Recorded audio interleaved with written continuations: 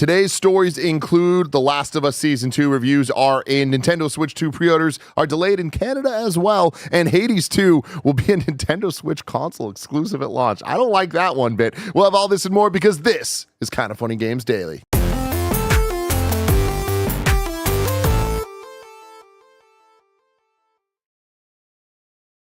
What's up and welcome to Kinda Funny Games Daily for Tuesday, April 8th, 2025. Of course, I am your host, Tim Geddes. I'm joined today by Blessing Adeoye Jr. Good morning, Tim. Good morning, Bless. How you doing? I'm doing good. Yeah? I'm doing good because roguelite stocks are up. Yeah. I posted this on Blue Sky this morning, right? But just thinking about Blueprints, a game that I've been hooked on for the last few weeks, a game that I cannot stop playing, and a game that continues to confirm my love of roguelites and how roguelites are on top. The only stocks up right now. The only stocks that are up, yes, are the roguelite stocks. I don't think I can think of one other stocking game that's up right now. I'm excited for you, though. That's great. You've been talking a lot about Blueprints. Yes. I'm excited about the name. The double entendre Of gets me course. going quite a bit. But yeah, we went to New York, and you and Raj were both just Steam Deck playing this game, and you were hooked. Oh, yeah. You got into this, like, I've never heard you talk about a game quite like the way you did at the airport when we landed in New York. You just being like, I think this is it. Yeah, like this is my thing. It's the sucky thing of I got into it during the review process too late because we were reviewing South of Midnight. We had the New York trip, which already like made, had us being busy last week, and then I think there was like one other thing. It might have been First Berserker Kazan as well that like kept me busy. But by the time I finally got around to this game, like the addiction hit just as like things started to get a bit more busy. And so I've been like trying to find any free time I can to play this game. Of course, our review went up yesterday with Jason Schreier. Jason Schreier has put in over 140 hours into this video game. And credits roll around hour 20. Just for okay. Just for reference. So Jason Schreier is just playing it for the love of the game. Yeah. That's awesome. But yeah, it's such an on paper, man, this is doing everything for me. But again, like it's that thing where if I go back, I haven't done this yet, but like if I go back for every year since Hades 1 came out, there is a roguelite that has captured my heart, right? It goes Hades. I think 2021 would probably be Returnal. I forget which year Inscription came out, but that's in there somewhere as well. Yeah. Last year was Blatro. You know what I mean? Like, we've just been on fire. It's great, man. We gotta. And also, like, shout out to the variation in those games, right? Different types of roguelites, like dude. it's very cool that it's like this thing that it has permeated so many different genres and just kind of IP franchises, new indie, AAA, everything. And it's not a one-trick pony, right? Yeah. It's applicable to so many different things. And I think that so many devs are creative in their application of it. For me, it's going back to playing Rogue Legacy, which I think that was probably my first roguelite that I remember playing back on, like, it came to PS Plus on PS4 in like 2015 or something like that. I remember playing it and being like, wow, this is such a good format. I wish every game would do this. And then like a few years ago, I played Dead Cells and I was like, wow, this is such a good format. I wish every game would do this. You just and love now your three every options, game man. we got a God of War roguelite a few years ago. Yeah, dude. God, and it was good. It was real. It was real. Good. Good. It was free. It's crazy. It was free. Crazy. Like, that's nuts, man. But yeah, I'm up right now, even though everything else is down. No, I'm feeling good too. Because last night I watched Not Just a Goof, the Goofy movie documentary on Disney Plus that they dropped, and I'm in it, Bless. I know. I saw this on Reddit, and I thought people were like making a bit. No, I'm actually in it, which is super cool. I need to do a little digging because it was many years ago that this happened, but a best friend created this documentary and reached out to me years ago and was like, hey, like, we're doing this. I know you love this movie. Like, can we interview for it? And I thought it was just like a cool passion project, and it was going to be something fun, and it was. But then now it's on Disney Plus, celebrating the 30th anniversary of a Goofy movie, which is one of my favorite Disney movies. And great documentary. Like, it's really interesting to get into. I knew most of the history of it, but the amount of archival footage that they have of like the recording of things and just the story of how like they were really not given the resources, time, space, or anything to make a hit movie. Yeah. Like, it was very much like in the wake of the Little Mermaid and the like Lion King. It's still crazy to me that movie got greenlit. Yeah, you know what I mean. It doesn't make sense, but also like they made something special out of it. They made something really special, and it wasn't until many years later that kind of like resonated, and it's become such a big like kind of hits, but like a cult classic really within the Disney ethos. But anyway, very cool. I highly recommend checking out the documentary because it was awesome, and I'm like honored, honestly, to be like a part of it. Like, watching the documentary and seeing all the amazing people that they interview, and I'm part of like a fun little montage of like fans, but even like the other fans that I'm with, it's like what's his name, Cleo from Holes. Oh, Cleo Thomas. Yeah, like he's right next to me. That's awesome. You know what I mean? And Straw Hat Goofy and like a couple other people that I'm like, hey man, that's super cool. This is kind of cool, right? So can I tell you, I have this weird thing with Cleo Thomas where I see him everywhere. Yeah. In real life. I'll like go to a place and Cleo Thomas will, anytime I visit LA, I swear to God, there's a higher chance that I see Cleo Thomas out in the wild and I don't approach him. I've only approached him once, right? Because like he is still like, even though he's in our spaces, he does a lot of streaming, he does a lot of like video game stuff. He's still celebrity enough to me. Yeah. Right. Oh, like I've sure. seen, like I've done, I memorized the whole rap from Holes. Hell yeah. You know what I mean? Hell yeah. What was it? I'm not gonna rap. I thought about so close. You were so close. But We'll I've get seen him one him. day. I saw him at Summer Game Fest one time, and I was like, "Oh, that's Cleo Thomas. Makes sense that he's here because he's in the video game space." Like a year and a half ago, close to 2 years ago, I just saw him randomly at Disneyland. Yeah, I'm at it adds Disneyland up. for Belinda's bachelorette party. Yeah, and I just look and I'm like, "Is that Cleo Thomas? Why do I keep sick, seeing dude. you everywhere?" That's so sick. Shout out Cleo Thomas. Shout out to Cleo, man. Madrid Devone says, I wonder if Tim saw the Goofy Movie mockumentary episode of Atlanta. I was gonna say you need to watch this. Okay, you have. Of course. Okay. Oh my God. And it was the moment that I realized what they were doing, I'm like, this is my favorite episode of Atlanta. Atlanta's so fucking good, and that episode is the exact reason why. Stand out, man. Very special. Stand out. Can I tell you, Above the crowd. in the way that I've said many times before, that if I had a GameCube as a kid, it would have changed my life. Like I'd be on a different trajectory. I would have been obsessed with like Melee and Zelda, Wind Waker, and all this stuff. Right? I've seen Goofy Movie, and I'm pretty sure I've seen both Goofy Movie and another Goofy Movie. An extremely goofy movie. And thank you, extremely Goofy Movie. Still haven't seen it. You still haven't seen it. Yeah, which is one of like the greatest crimes of me. It's that and 8 Mile. You gotta watch 8 Mile. I know. You gotta watch 8 Mile. I know. And Shrek. And Shrek. You gotta watch Shrek. Shrek is special. I've never owned any of the Goofy movies on VHS, and I think that would have been like the tipping point for me of me being Just all in. All in, because everything about me, like everything about in the way that Straw Hat Goofy, I'm sure has so much to say about Goofy Movie. Yeah. I should be Straw Hat Goofy. Yeah. Right? Like I should be and him should share the same brain, but I just didn't own it on VHS, and like that it never came up on cable just randomly for me. Really? I mean, that was how I never owned it either, but they played it on Disney Channel constantly. I think I missed every time they played it on Disney Channel, so I never got into a Goofy movie. Do yourselves a favor. Go watch a Goofy movie tonight. Because real talk, I know we're going a little long on this. I just need to say, phenomenal film. That I feel like this documentary like captures what makes it special. Like, what an amazing father-son story. What an amazing like coming of age story for Max Goof. Like, there's some good I gotta rewatch stuff. Documentary made me cry. Wow. Made me cry. I've only seen it maybe like once. Dude, as a watch kid. it. Watch it, man. It's going to be great. But remember, everyone, this is Kinda Funny Games Daily. Each and every weekday, we run you through all the video game news you need to know live on YouTube, Twitch, and podcast services around the globe. If you love what we do, please get the Kinda Funny membership. It gets you the show's ad-free, and you get a daily exclusive Gregway. For a chance to be part of this show, please super chat in, just like Mike L did, saying, birthday tax. Happy birthday, Mike L. We appreciate you. Mike L in the chat. A little housekeeping for you. Friday, we kick off the Elder Scrolls Online podcast, a Kinda Funny Gamescast limited series. You can join Greg, Mike, the ZeniMax Online Studio director, Matt Fyroor, and the Elder Scrolls Online game director, Rich Lambert, as they start an unflinching 4-part series about the highs, lows, successes, and failures of the 10-year-old game. Greg's calling it the deepest dive of his career. I'm really excited for this one. This was a big team effort for everybody, so I'm excited for y'all to be able to see it starting this Friday. We never get this type of in-depth talk from developers, so definitely check it out. Even if you're not necessarily an Elder Scrolls Online fan, I think you're going to enjoy these episodes, so check it out. And then after this, you're going to get GamesCast. It's a one-on-one with me and Ben Starr that we recorded a couple weeks ago during GDC. Very excited for you to see this. It's a very casual, just me and him on the couch, chatting, talking. He gets really weird and starts talking about licking batteries. He was a weird kid. You know what I mean? Ben Starr's a weird man. He's a weird man. But also, Tim has a fear of batteries. That's how it came up. I started explaining to him that I have a fear of batteries. Yeah. Because when I was young, my mom said battery acid, and I was like, I don't want to touch batteries anymore. He for years would be like, I can't touch it. I don't want to touch batteries. Can you get it? Yeah, Kevin would have to take my Game Boy when it ran Take out. The batteries out. Put them in for me. And I would Good always get friend mad there. because it's like you waited too long. Yeah.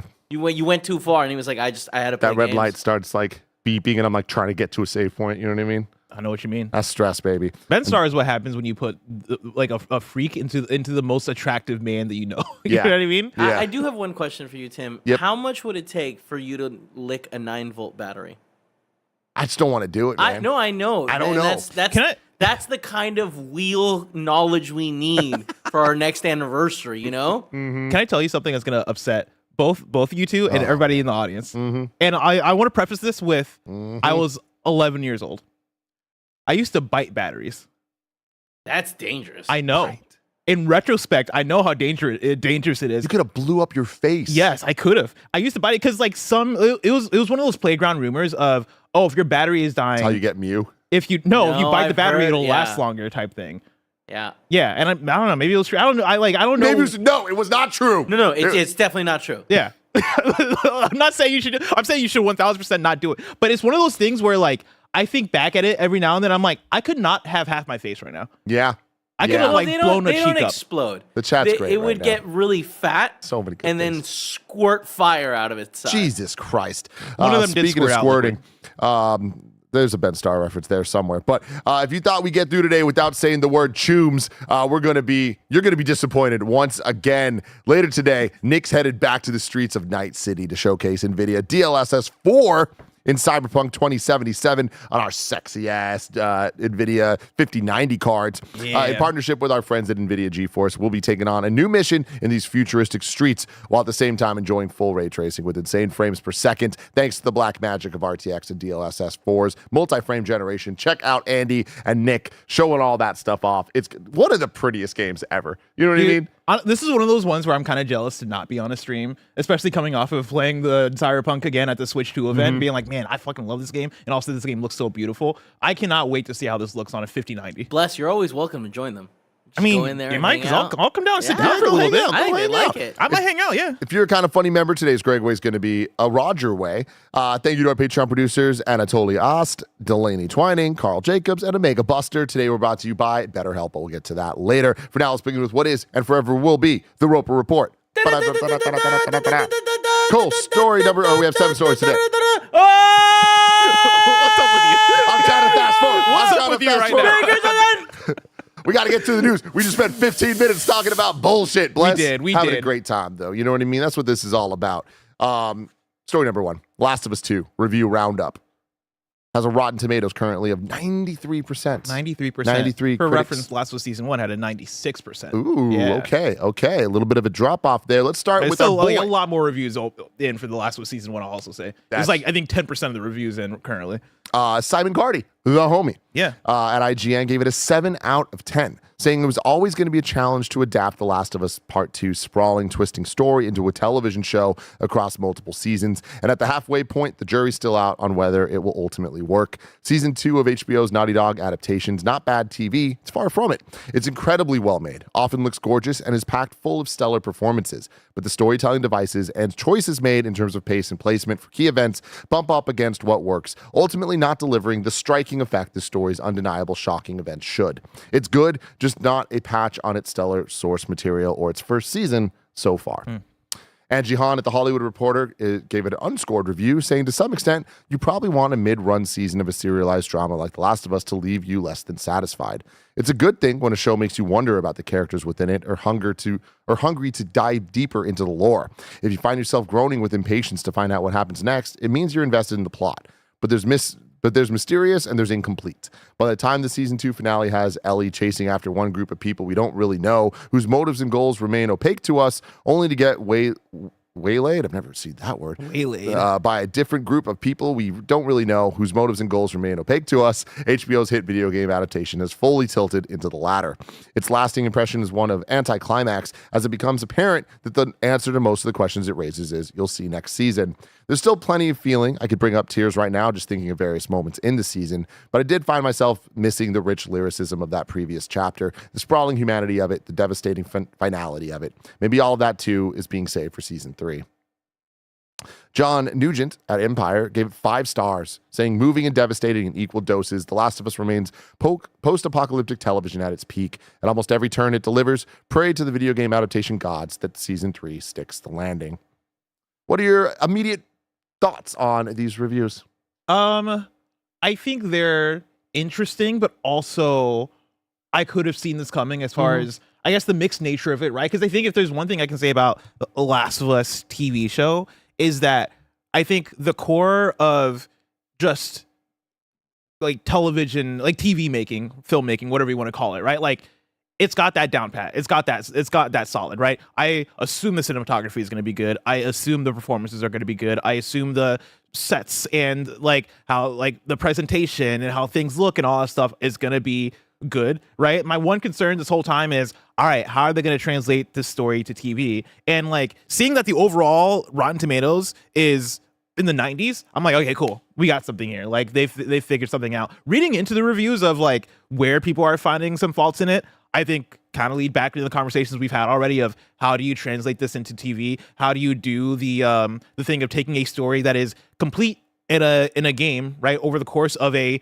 package, right, over the course of one installment in a game, and turn that into multiple seasons? I think we can all assume of like where this thing maybe probably cuts off, right? Or like I think for me, I read these and I can imagine how people are probably going to leave with a sense of like, oh damn, like we just got to get season 3. Like we got to see the rest of this thing. It only feels half complete, because that is what happens when you pause, like when you have like the cutting off point in the middle of the game. So I'm not surprised by this, but I am curious to see how it sits with me, because I think for me, hearing you read these and for me reading the reviews myself, I don't know how I'm gonna like or dislike how they tackle the story yet. What about you? Yeah, I mean, I think I'm right there with you. I feel like going into knowing that adapting Last of Us 2 is going to be way harder than adapting Last of Us 1. Yeah. Just due to the way the story is told in the game and due to the size and scope of that story.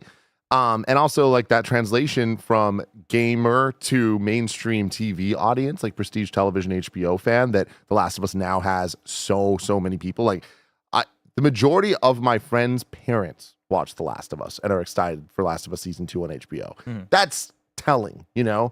So I feel like there was always going to be a challenge here. I'm with you of like, I'm interested to see what I think of it, because I just don't know how they're going to do it. I don't know what information are they going to give us in a different place that could totally reframe how we feel about the story. And I also think that for those of us, there's two sides of it that I think are going to be challenging. One is adapting this for people that know what happens and how it happens and when it happens and how the changes or whatever are going to sit with us. But then also knowing all that stuff, what about the people that have never played and making it feel like they can understand what's going on with us knowing that the story is a little bit out of order. You know what I mean? And like that's part of like how it has to go for it to like have the emotional resonance that the game does with the player. When you say out of order, are you saying out of order compared to like what they did in the video game, or just out of order in terms of how the video game does things? I'm saying the video game does things out of order. Gotcha, okay. But I think that the TV show might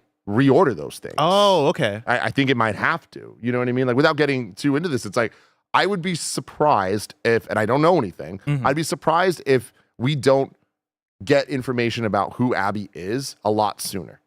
See, that's what I'm fascinated about, because one of these reviews, I believe it was the Hollywood Reporter one, kind of talks about like, you're just put in with these people you don't know or whatever, which doesn't sound like the first half of The Last of Us Part 2, right? That sounds like some of what we get in the second half of Last of Us Part 2, and that has me so, to your point, very fascinated on, all right, are they remixing things a little bit to give you a bit more of Abby's side of the story? How does that sit? I also just wonder, as far as I guess my assumption / prediction has been that this is going to be a 3-season thing as far as getting to the end of Last of Us Part 2, right? Like by the time we get to season 4, maybe we're talking about new story, maybe we're talking about adapting other parts of the I don't know how they end up doing it, but I think of it as a 3-act structure or like a trilogy structure, right? Looking at something like Star Wars, where you get A New Hope, Empire Strikes Back, and then the one after that. Why can't I think of what it's called? Return of the Jedi. Thank you, Return of the Jedi, right? Where it is the first movie sets it up, second movie you get the devastating end, like, oh shit, like how are we gonna come back to this? And then the third movie resolves it and gets you back into the place of like, all right, there's hope again, right?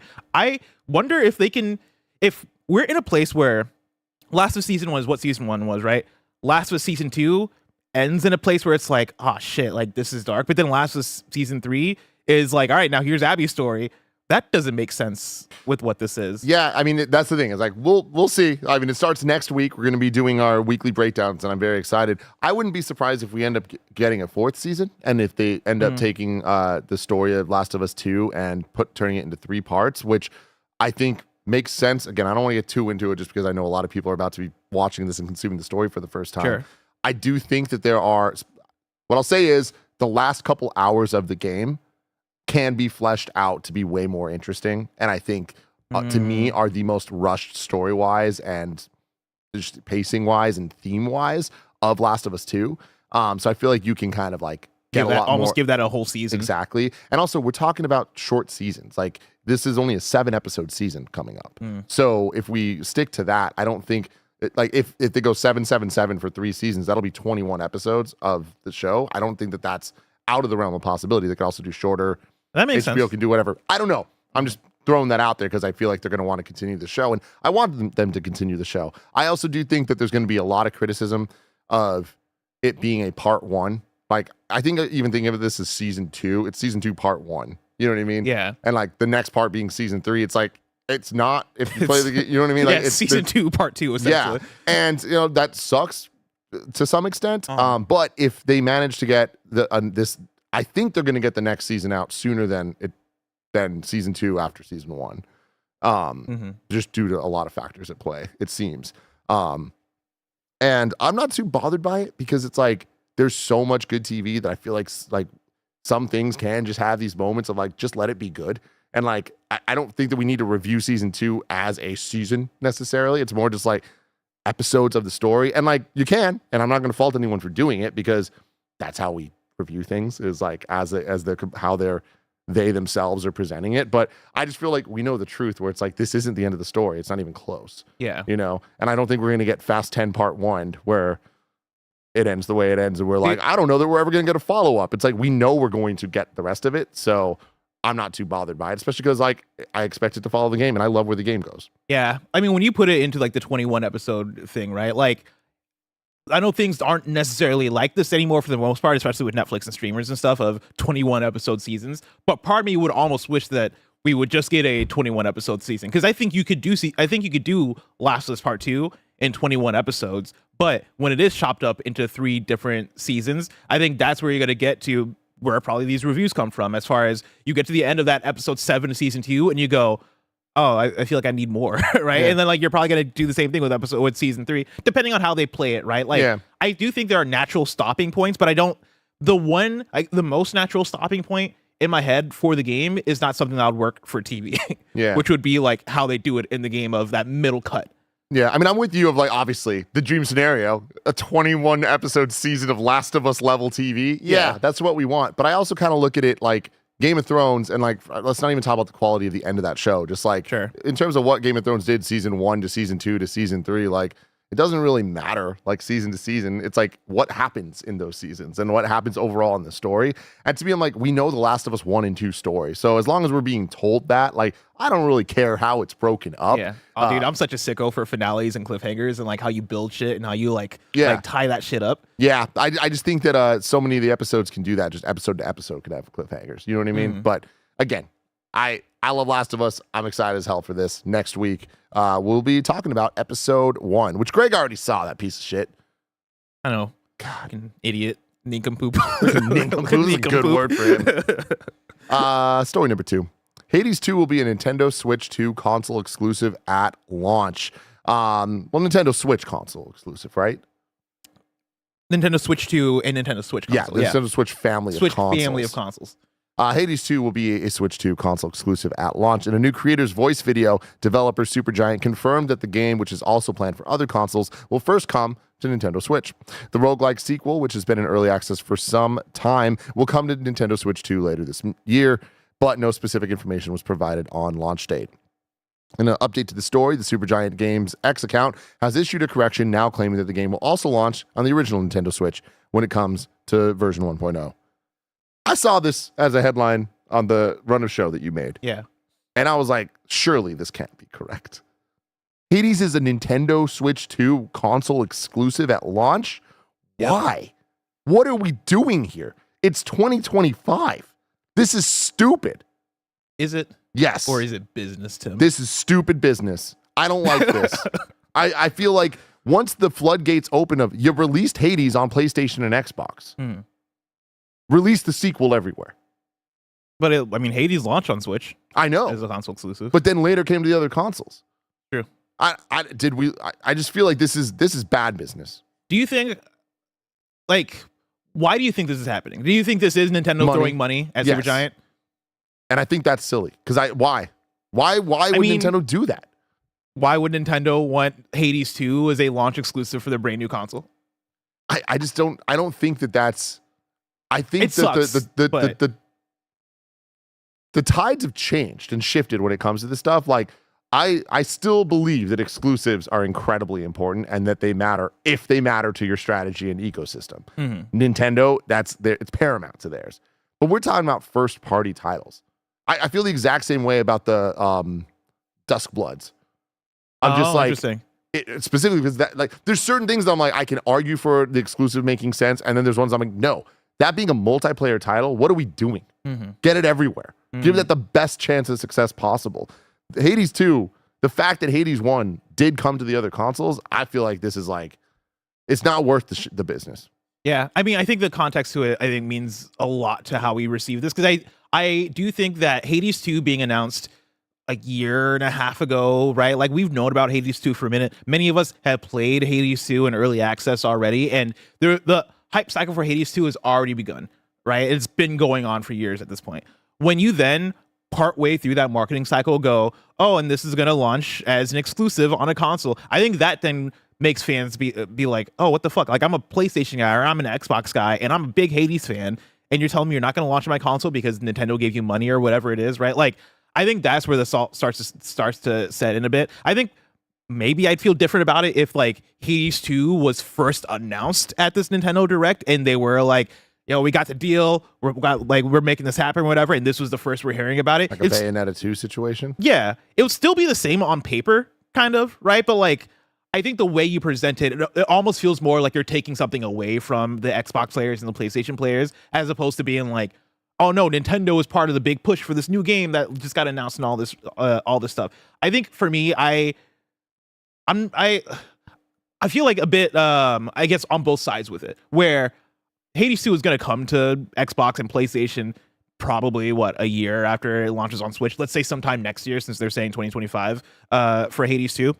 So I think that gives me a bit of like, all right, we'll see it. I shouldn't assume anything, right? Because assumptions make an ass out of you and me. True. But I assume there's going to be some kind of cross-save system. I assume you're going to be able to keep your progression because Hades on Switch 1 had the cross-save between PC and Switch. And so, like, I don't know. For me, it's rough, but I do kind of view it in the same way as Dust Bloods of like, all right, cool, like, Nintendo got one. If I'm head of Nintendo, if I'm making business decisions at Nintendo and I see the opportunity to make Hades 2 an exclusive, I'm spending that money. I'm doing it. I truly don't think it benefits Nintendo. Like, maybe it benefits Supergiant because Nintendo paid them. Cool. And like, get that bag, Supergiant. You're fucking amazing and you make amazing art. So get that money for sure. But I don't think that there's any world in which this causes it to sell more copies on Nintendo than it would by a dramatic effect. Then if it was on other consoles, then it's just like, then you're just going to make the money in more places. Like, we were talking about what potentially is going to be what is expected to be a Game of the Year contender. Yeah. You know what I mean? Like, I mean, do we say the same thing for Deltarune? Because Deltarune, this might be a year wrong, right? Is Deltarune coming to PlayStation and Xbox at launch? I don't know.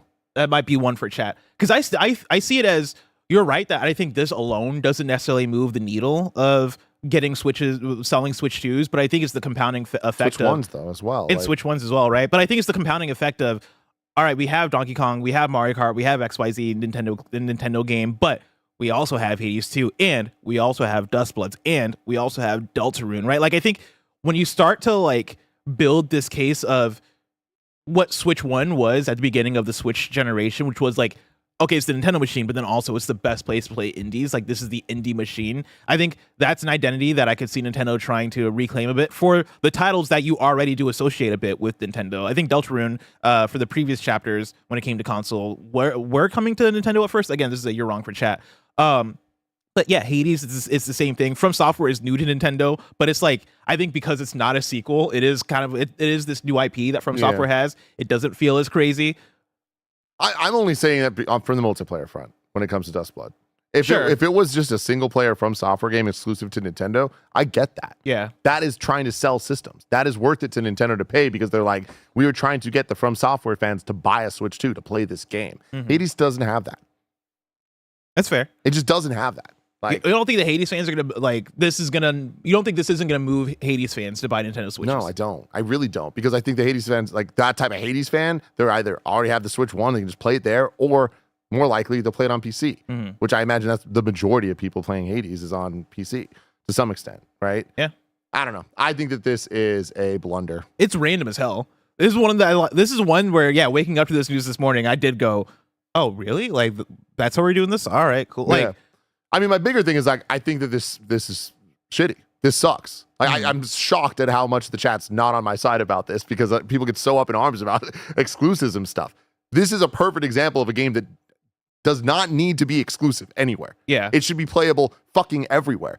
If your Netflix account gets you Hades on a mobile device, like, why are we gatekeeping this? I mean, that I agree with. Right. That's like, crazy. I think overall for the gaming audience, like for the audience side, this sucks. This sucks. If you're a Hades fan that discovered it through Xbox on Game Pass or something, or you discovered it through PlayStation, or yeah, if you played it on Netflix on your phone, it's like, wait, why are we limiting this to just one console at launch? Like, it's like, let's look at it from three different perspectives. Sure. One is from the perspective of the gamers. This sucks. Yes. Hard stop. One is from the perspective of Supergiant. I think they'd make, I don't know the amount of money Nintendo paid for this. I don't think it's going to be an amount that makes up for the potential sales otherwise that you would get with that big, everyone's playing this game and buying this game and talking about this game.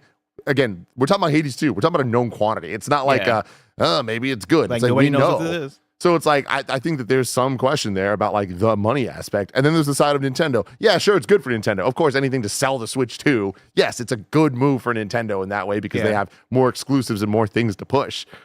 But when you look at all that, I feel like in 2025, with how with the landscape of video games, this sucks. Do you think for Supergiant it could be a thing as well of they're still an indie team, and so for them, like, slow rolling out to one console at a time is maybe easier for them as opposed to like trying to launch everywhere, because that's what they did with Switch 1. I don't buy it though.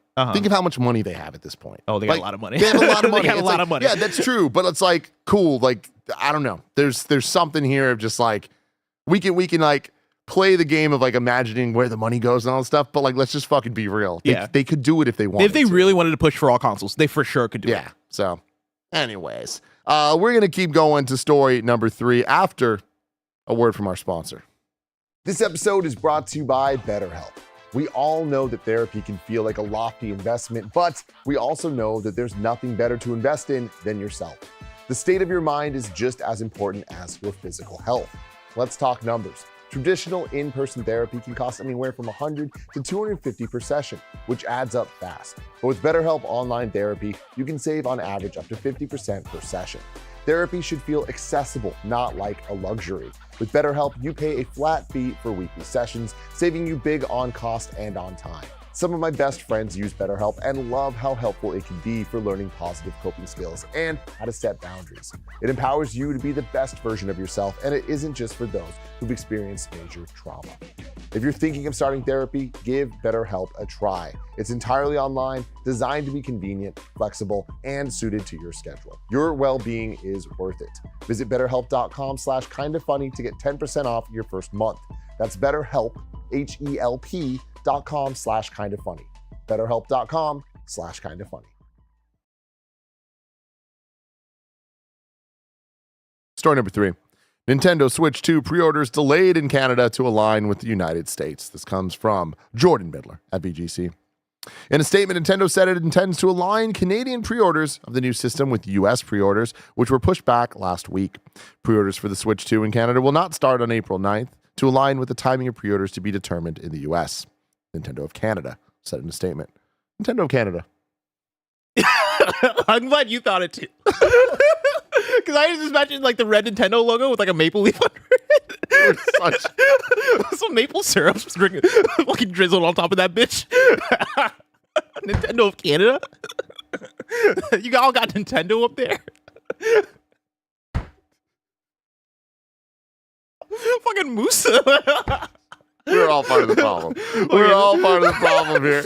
Shut the fuck up. Shut the fuck up. No. Let's fucking go. Kevin, is this real? Fucking go. Oh my God, it's real. It's real. Oh, y'all are hilarious up there. Oh, man. Oh, Literally, it's the man. logo.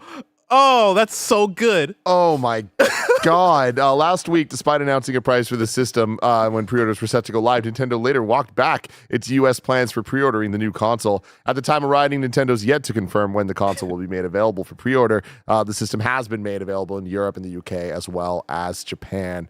Oh man, that's hilarious. You ever have just like, you ever live at a place where you have like the most annoying neighbors possible, right? And like they make noise and they wake you up in the middle of the night and it's like, God damn, I fucking hate these people.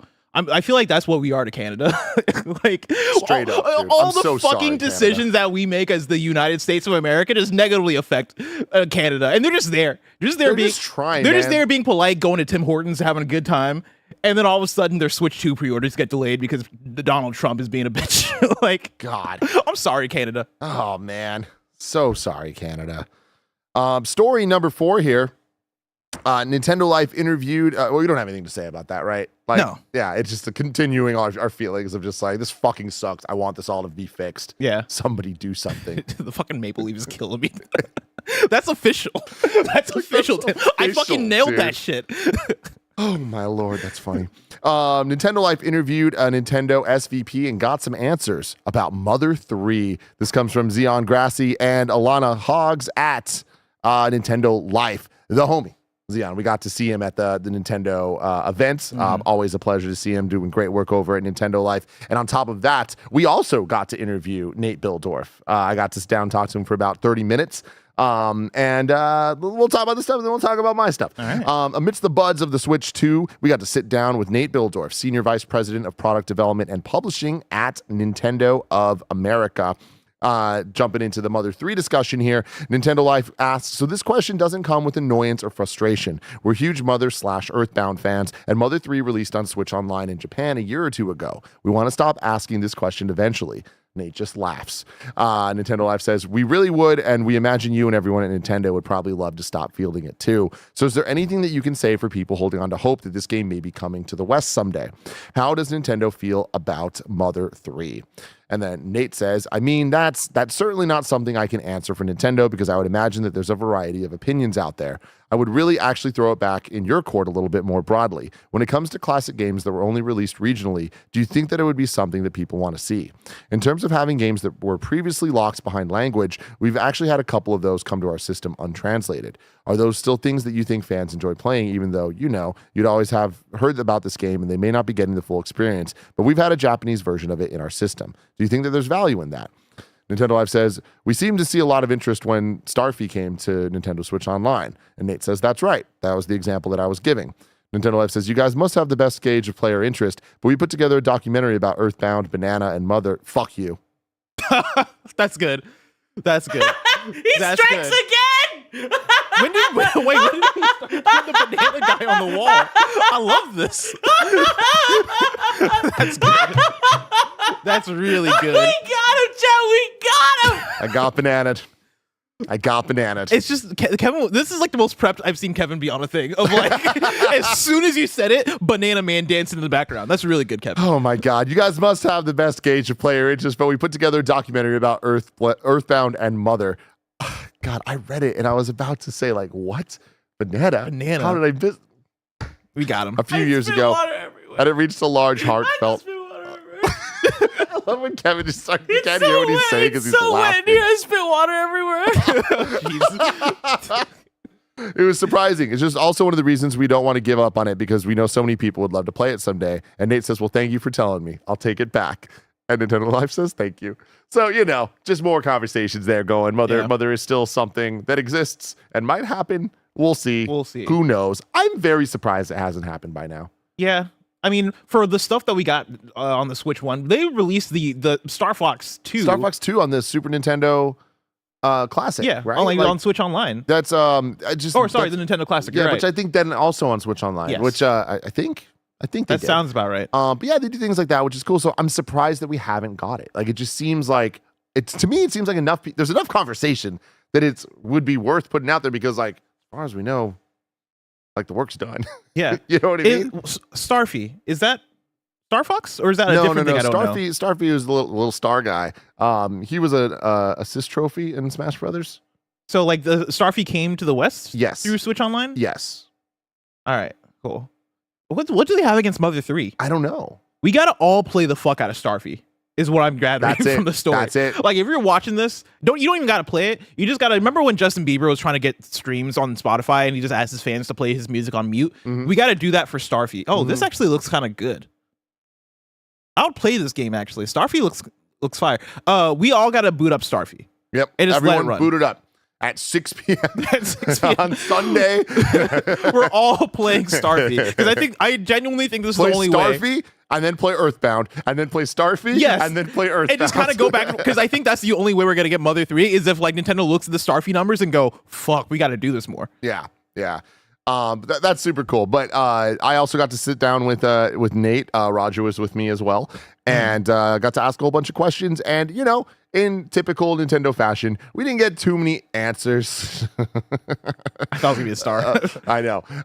Too many answers to things, but I did ask if having the Wind Waker on NSO precludes it from the Switch to getting the actual Wii U port at some point, and he was very quick to say no. Like, all options are on the table. Obviously, nothing's confirmed one way or another, but there are many examples of games that are on NSO and still get the you can get them in a different way. Yeah. Whether it's a remake or just the same port version or whatever it is. So interesting that they didn't say it's not happening, but essentially it was never say never. It's Nintendo. We also asked who was developing Donkey Kong Bonanza, and they would not tell us in classic Nintendo fashion. Why? And I asked why, and their reasoning is what I'm sure most of you have already heard in the last couple of days. They're saying we want the games to speak for themselves, and we don't want any of that stuff to get in the way of it. Sure. Okay. Did you see in like a different Nintendo event in a different country? They did confirm that it was the Odyssey team. Did you see this floating No, I around? I'm didn't. going to see if I can find it. Interesting. Yeah. And then on top of that, I was like, well, without getting into who's developing this, do they see Donkey Kong Bonanza as a Mario Odyssey level release or something more akin to a Luigi's Mansion or a Yoshi's Woolly World or something? And he gave a Nintendo answer. They're all the same. They're all the same. We don't see games that differently. I'm like, you're lying to me. You know what I mean? Like, I know you do. But anyways, yeah. So not too much. There we go. There's our boy. Look at him. Ooh, that's great. Good job, Kevin. Good job, Kev. I'm trying to think of anything else that we asked, but essentially anything I asked, they were like, no, I can't tell you that. I can't find what I'm looking for, chat. If you can find where some other Nintendo like executive was saying that it was Odyssey team, write it into You're Wrong or like super chat it or something, because I think I'm gonna have to dig deep for it. But I mean, I don't know. This is I would like to pray and hope that us not seeing Mother 3 yet means that it's not just going to be a drop on Switch Online. Like, it could be like an actual, like, oh, we're re-releasing it, or we're finding a way to like pretty it up, or we're going to give it the 2D HD treatment, which like would be cool, but also at the same time, just give me Mother 3. I just want the game that you released in like 2001 or whatever, whenever it was. Like, give me that. Yeah. I don't know. Story number 5, Silent Hill F has been rated as Steam Deck playable. This comes from Wario 64. There's a whole little post here on Blue Sky showing off that some of the in-game text is small and may be difficult to read. The game requires manual configuration of graphic settings to perform well on the Steam Deck, but otherwise, the game shows Steam Deck controller icons and all functionality is accessible when using the default configuration. The reason Very why cool. I'm including this as a story, because this would make me think that it's imminent, or like I don't. The fact that you're getting Steam Deck compatibility makes me feel like you're about to release. Yeah. I just think it's interesting. Not that I like that's factual or anything. It's just like one of those odd things of, all right, cool. Like, you're getting the Steam Deck compatibility thing. Why is that happening right now? Out of all the times. We'll see. And then story number 6 here, we got required reading for you. A Palestinian-led BDS movement adds Microsoft's Xbox as priority boycott target. This comes from Ian Walker at Polygon. BDS, a pro-Palestinian human rights movement focused on pressuring Israel to comply with international law by promoting boycotts, divestment, and sanctions against the country and its economic partners, added Microsoft and Xbox to its list of targets on April 7th. Quote, Microsoft partners with the apartheid regime of Israel and its prison system. The Palestinians' BDS National Committee's official statement explains it provides the Israeli military with Azure cloud and AI services that are central to accelerating Israel's genocide of 2.3 million Palestinians in the illegally occupied Gaza Strip. After 34 years of deep complicity with Israel's military, the Israeli army relies heavily on Microsoft to meet technological requirements of its genocide and apartheid regime. The article goes on to give more context around boycott efforts and gives options on how to boycott Xbox. So definitely check that out on Polygon if that sounds interesting to you. And read more. Hell yeah. Not a great way to transition out of this. Let's just get to Wii News. I mean, listen, yeah, let's just get to Wii News. I'll just read the thing. I was going to do it for you, and then I was like, you know what? That is a tough transition. Of course, you can go to our last story, the Wii News channel, where we cover all the small news items you need to know about. Thank you very much, Bless. Sonic Rumble launches May 8th on PC and mobile. Sick. Let's go. Are you excited for that? Nah. Are you?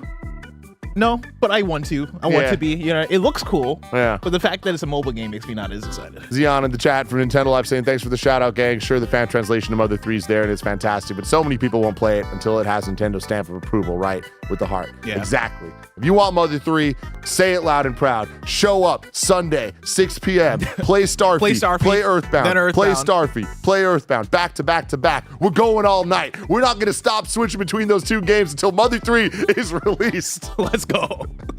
Big Starfy. Let's go. Big Starfy, everybody. He's so This big. is the villain from the Suicide Squad.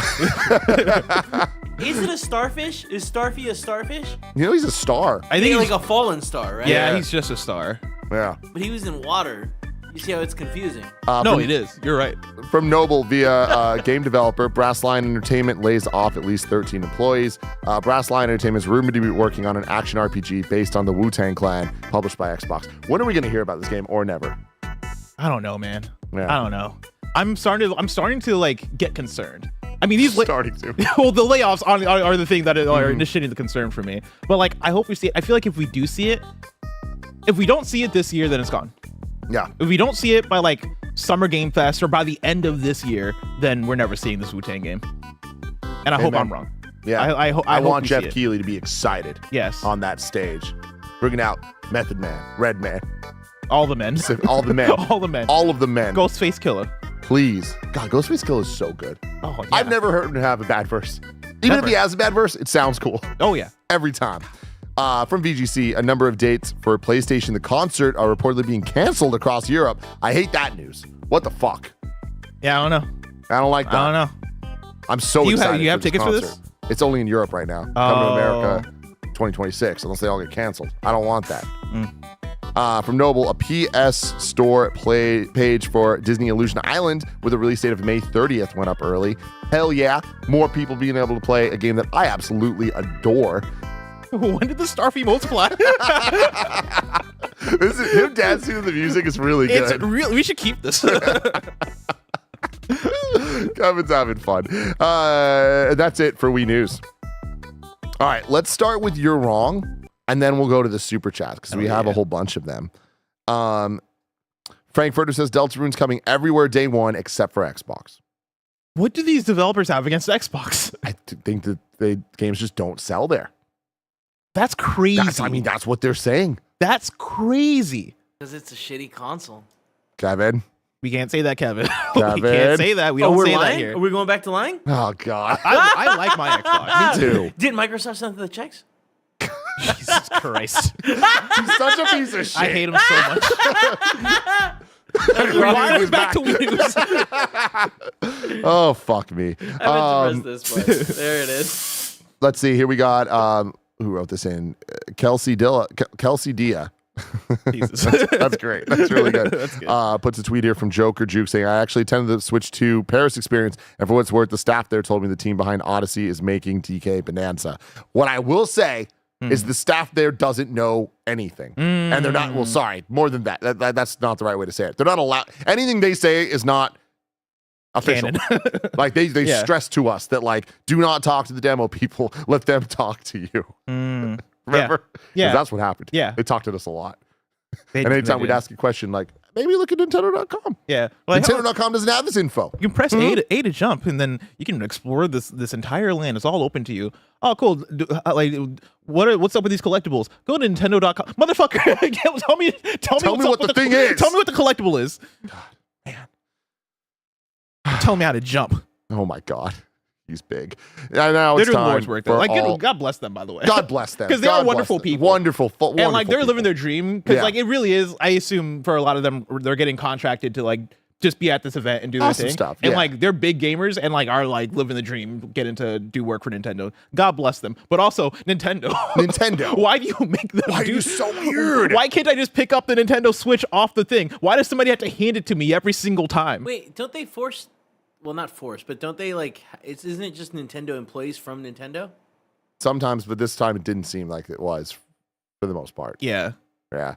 It was just, there's just people. it was weird, man. We lived in a WND. You know what I It mean? really We were was. We're physically walking in one. around in a WND. Mellow Fellow says, bless Nubby's Number Factory. It's a Peggle roguelike. Good for you. I love Peggle, man. I mean, that's for you. That's Yeah. the thing is like, I think roguelites are for everybody, but also not every roguelite is for me. So Well said. yeah. I'm gonna look into Nubby's Number Factory. Let me know how you like I it. will. I will. Gunslinger says, bless, would you recommend blueprints on the deck? 1000%. It works really well on the deck. Sometimes you have some frame stuff, right? But like it evens out. And it's the kind of game that gameplay wise, you're not doing anything that's like too crazy. It's not like you're playing Sekiro and you need like the Twitch reactions. It's all just walking around, picking things up, opening doors and stuff like that, which is beautiful for the Steam Deck.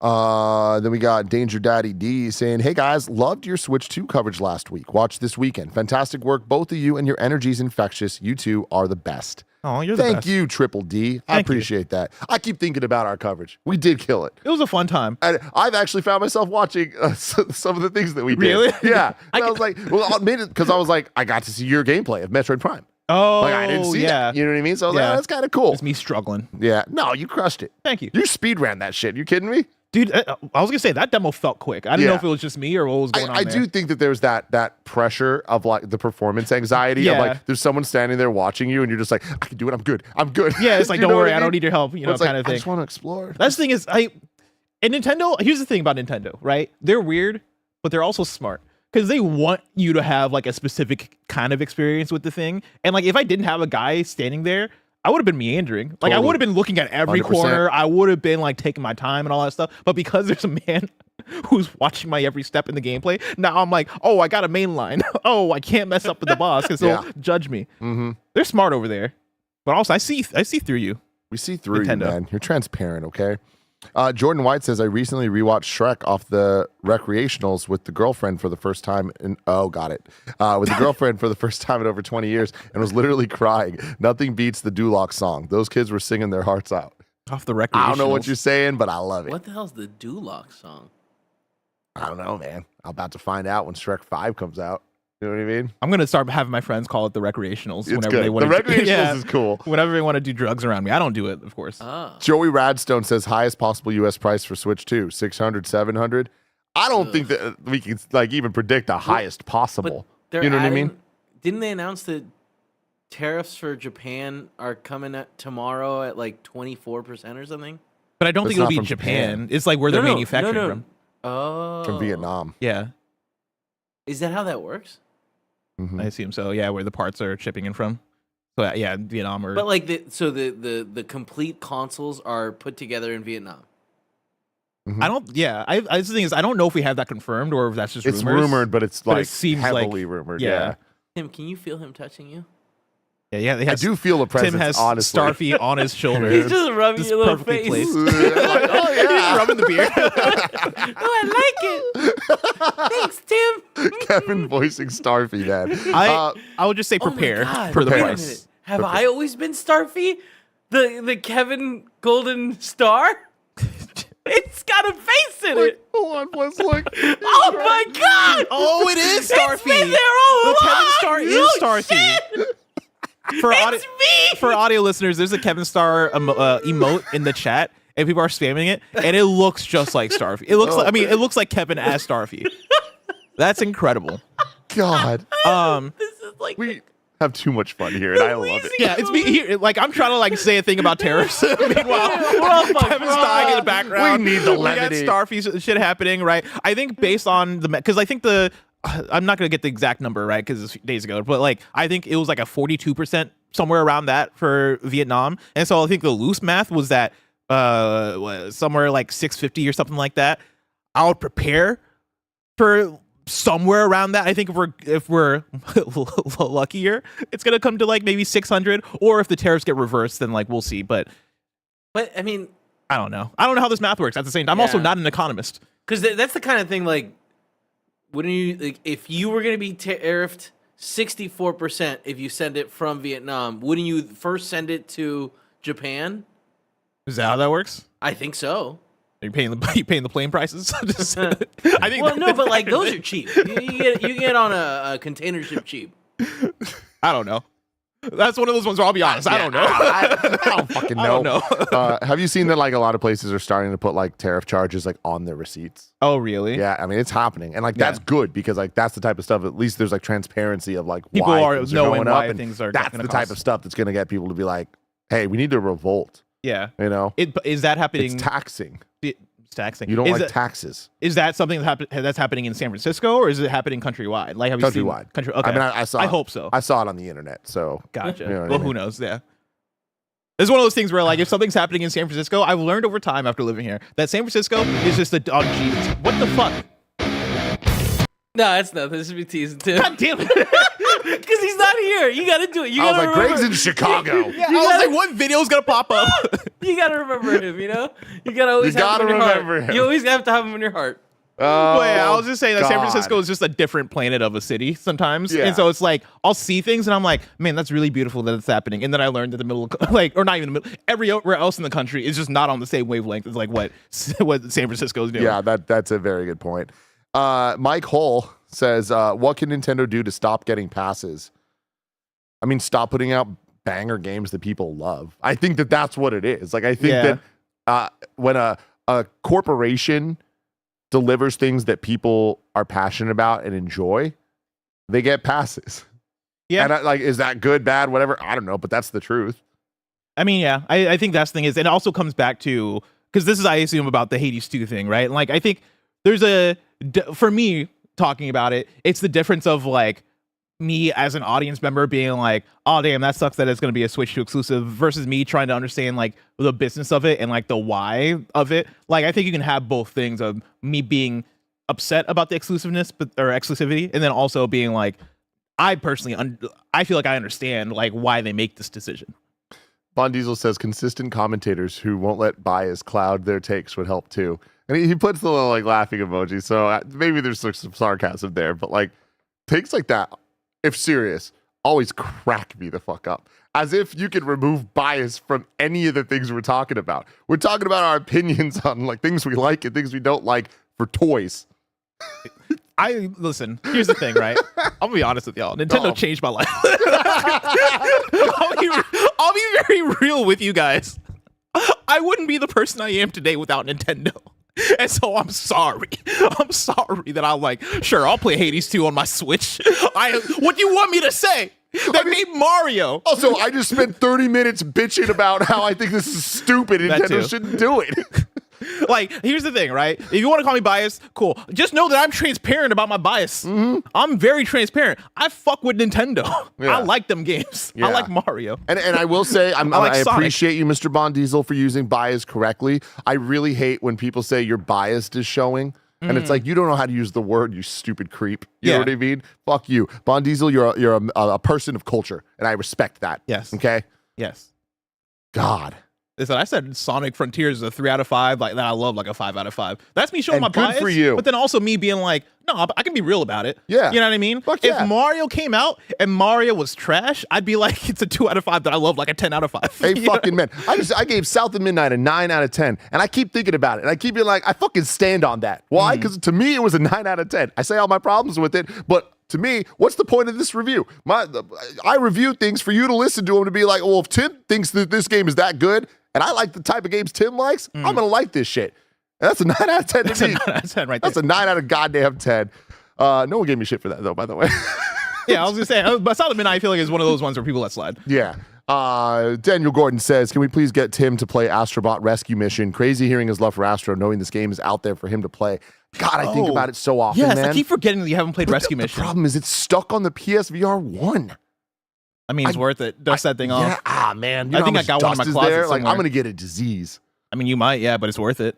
You might come out with pink eye with all the dust that you're gonna get in your right eye, but like, it's worth it. Yeah, I Do get you it. have a PSVR? Do you want my PSVR? No, I don't have a PSVR 1. I can find mine. I'm sure you can. It's somewhere either underneath my bed or in my closet. Yeah. Can the PSVR 2 play No. PSVR? No, Kevin. No.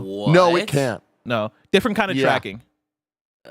It has Yeah. inside out tracking versus the PlayStation Move that the PSVR 1 was using. Insanity. Kyle says, genuinely asking, why is this an issue in regard to Hades when it was a nothing burger for a game like Pacific Drive?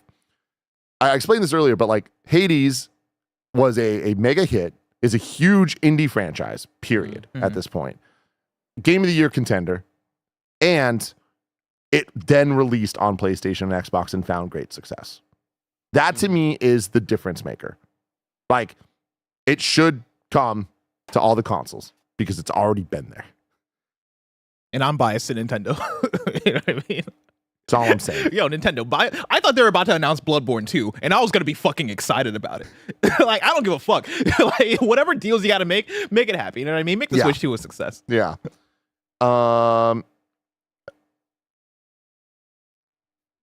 Hold on, I'm trying to see where we're at. VD Viz says, this feels so different because of the early release factor. You can play 60% of the full game already and bought it assuming you'd be able to finish. I don't know what that means. I don't know what you're talking about. But I mean, that kind of echoes a little bit of what I was talking about earlier, though, of like, Hades 2 coming to PC early access and already being announced for like a year and a half already makes this weird. I think that's what they're saying, right? Yeah, but the last part I didn't really get. But like, yeah, I think that makes it weird. I think that makes it odd. I think that makes people on Xbox and PlayStation feel like something that is being taken away from them. But yeah, this happens. I mean, this happens like I think like once every year or so, right? Of like, I remember going back to when Tomb Raider, I think it's either Rise of the Tomb Raider. Rise of the Tomb Raider was announced as an Xbox One exclusive. Fucking bizarre. Like, what are we doing? Yeah.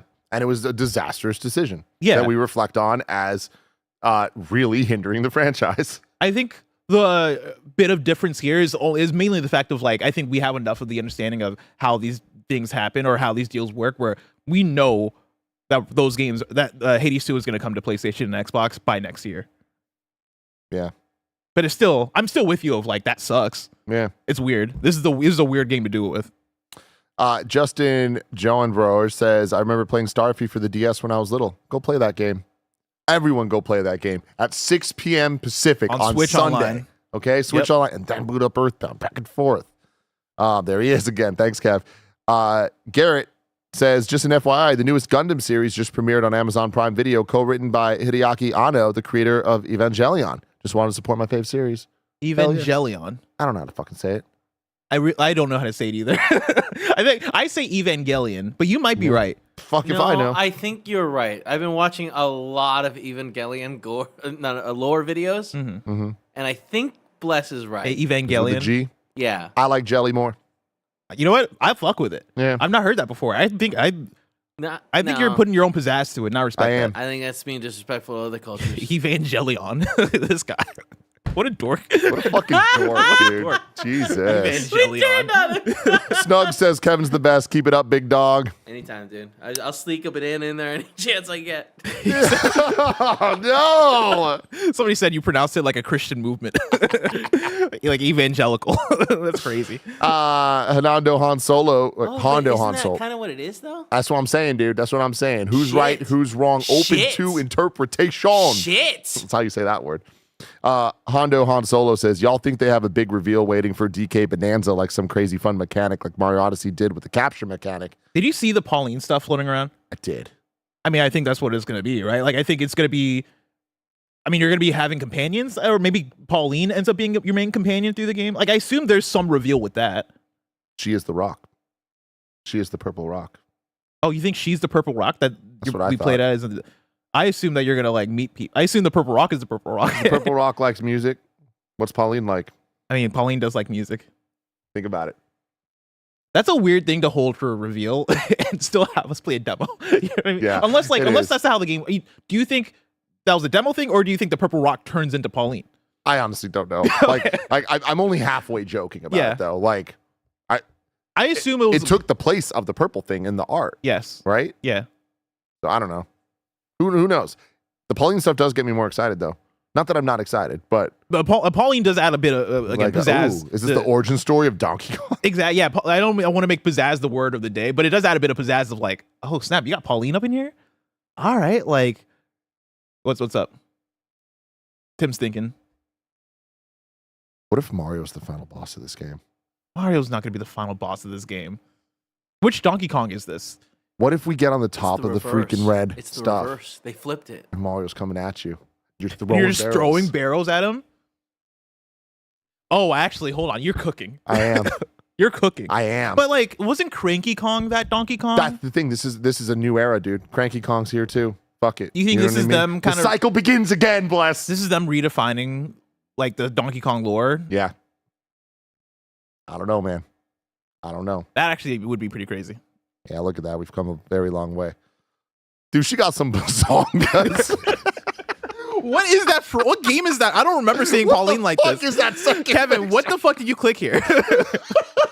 That's from Is that how she looks in Odyssey? No, Yeah, that's Odyssey. not how she looked at Odyssey. Ignore this version. That's not real. That's not what I remember in Odyssey.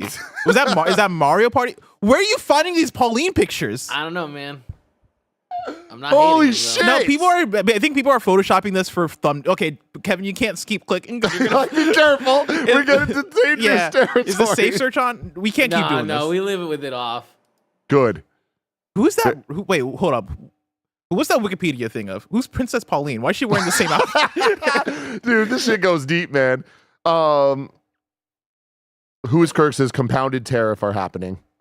I'm gonna have to Google that. Compounded tariff. Yeah. That's not good. Alvaro CN says you would pay tariffs when it gets to Japan and then tariffs on America. Also, the shipping line's incredibly difficult to redo in 2 months. Bro, you just gotta believe, you know? You just gotta believe. God. Compound tariff is from dictionary.cambridge.org. A tax on imported goods that is a combination of a fixed amount and an amount based on the value of the goods.